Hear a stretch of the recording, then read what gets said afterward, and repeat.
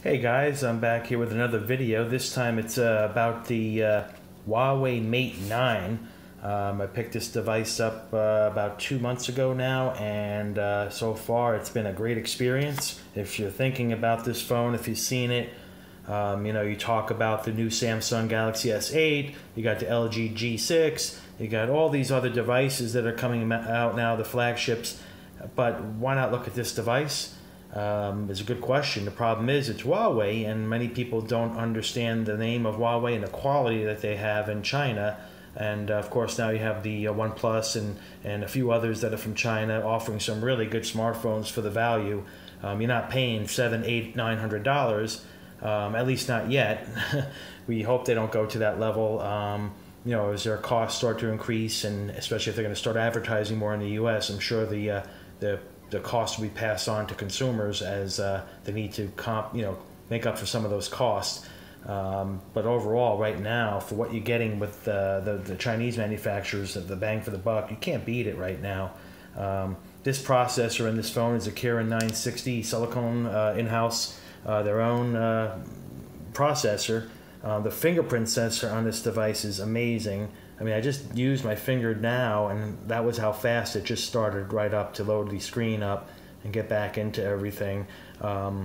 It's just a great looking device as well. I mean, it's probably not going to be, groundbreaking as far as any new looks go, but for what you're getting for the money, this 5.9-inch screen, which is a 1080p, it's not going to be QHD or anything like the AMOLEDs that the Samsungs have or the LGs currently. You might say, well, why in 2017 would you have a 1080p screen? Well, probably because of battery life. And second, with displays that are good quality in LCD IPS technology, you still get great clarity. And the blacks look pretty rich on here considering.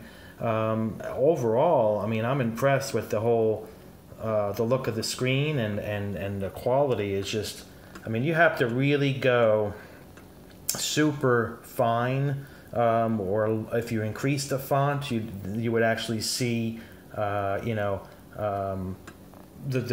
possible, pixelization. I mean, this is at under 400 ppi, so it's similar to the iPhone's display. So you're not really sacrificing much, especially with what the naked eye could see.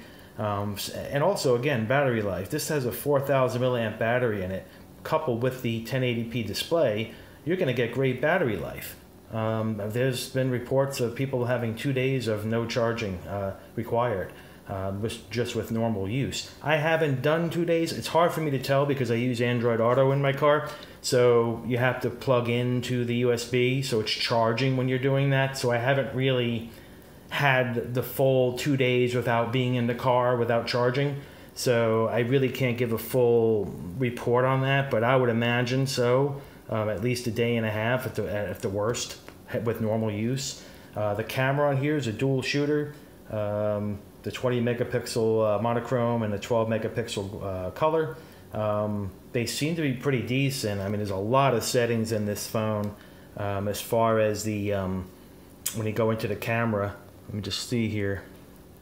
The camera here, look at these settings here. You got photo, monochrome, you got beauty shot, then of course you got HDR. Just in the normal auto settings, it does a pretty good job in normal daylight settings. Even low light, really not bad. I don't think it's any worse than the Nexus 6P.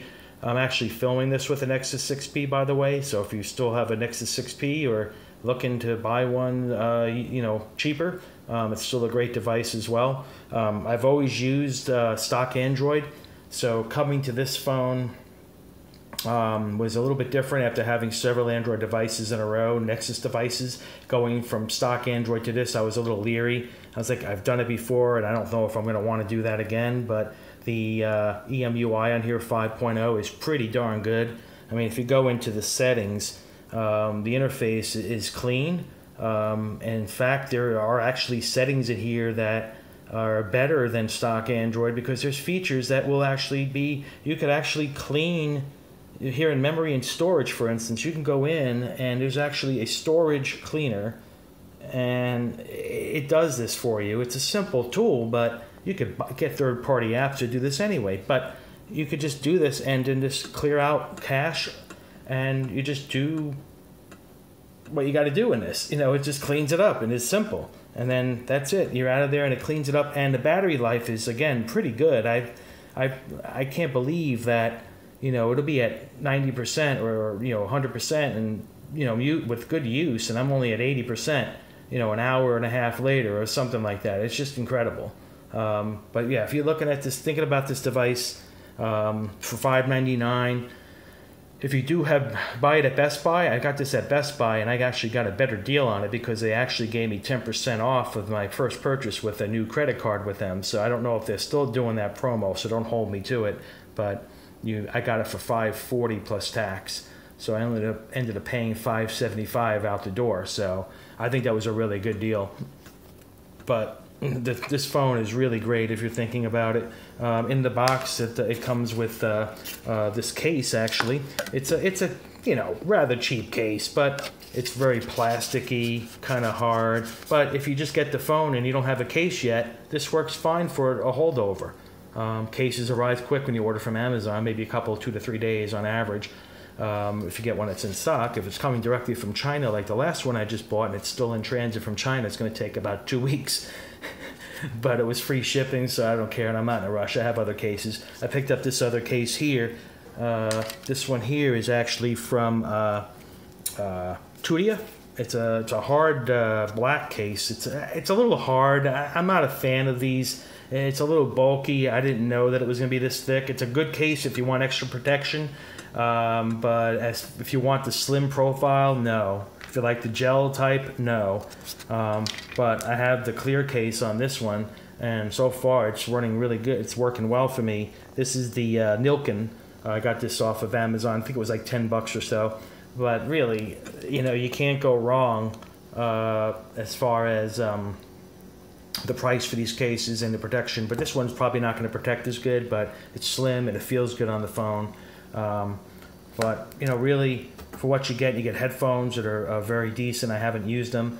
They give you, there's actually a screen protector on here. I don't know if you could see it, the outline of it at the top, but it's on here from the factory. So I've never been one to put a screen protector on, but I'm leaving this one on, being it's on there, and it doesn't seem to affect performance. Also, we got the Amazon Echo Alexa on here. Actually, you know, with Google Assistant now on here, let me show you here. If we go into the Alexa, you have to launch the Alexa app. So here's Alexa now, and you have to hit this microphone. Alexa, what is the current weather?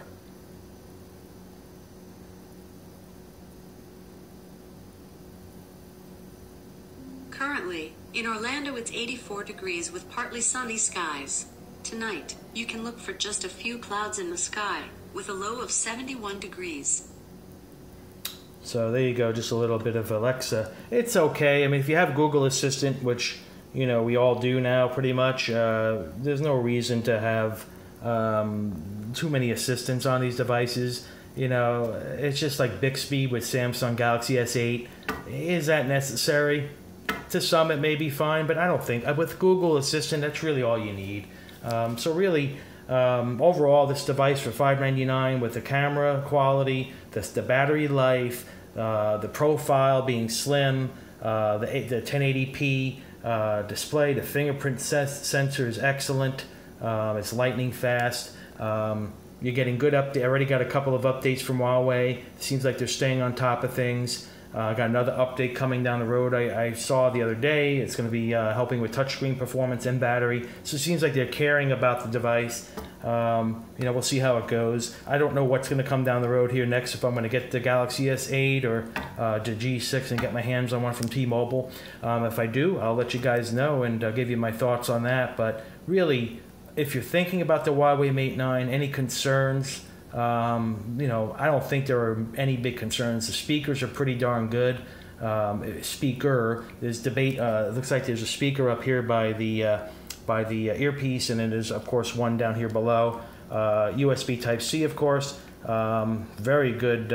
Charging is super fast. It's excellent. I could probably charge this device in I was at 11% last night at 8:56 p.m. and by 9:20 I think I was up to like 65% or so. Oh no, I'm sorry, it was like 47%. And that was like 20 minutes. It was excellent. And it slows down as you get near 80% because that keeps the problems from overheating, so they have to slow it down a bit when it gets near a certain level after a while. But any questions about this device? I know I didn't go too deep into detail. This device has been reviewed many times by several people now. Let me know. Hit me up with some comments below. Any questions, I'll be happy to answer. If you liked this video, please give me a thumbs up or a thumbs down. Hopefully not, but if you do, that's what it is, and I want to know. But please let me know, and I'll have some other videos coming soon with some more technology. Hoping to get more videos up soon and having more time to do it. But please let me know if you have any questions about the Huawei Mate 9. Great device if you're thinking about it. And just let me know if you have any questions. Thanks, guys. Have a great one.